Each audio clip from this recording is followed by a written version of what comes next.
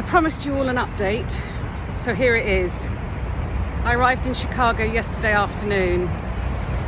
I got to my room, put the television on, and they're talking about a freight strike.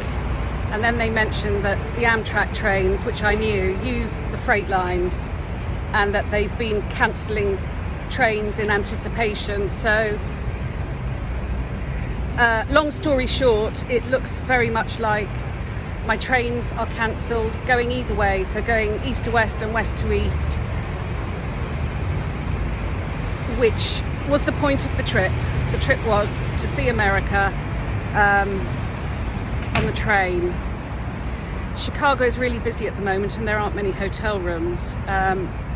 Amtrak wouldn't confirm that my train is actually cancelled tomorrow, although it will be. So I'm going to the train station this afternoon to talk to them and to see if I can get a refund. I have told them that come Thursday, where my hotel doesn't have space for another night, so I will be stranded in Chicago. Well, not stranded, I could fly to see my friends, but the point of this trip was the journey, not flying somewhere, and that's all a huge added expense. So this afternoon a decision will be made. By some miracle, if the strike is cancelled, then it's all systems go, although I have to say this has really knocked my confidence.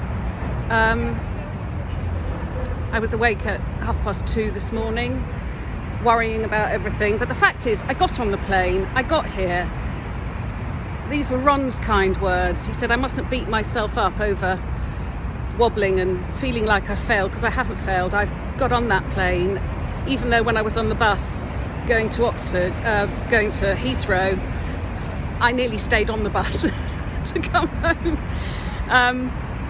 So this afternoon I will know what's happening, which will probably be, unless the strike is cancelled, Amtrak will have to put me up tomorrow night because I've got nowhere to go, and then I will have to fly to Washington to get my British Airways flight home, and then wrangle to get the money back, because I would far rather do the trip that I planned.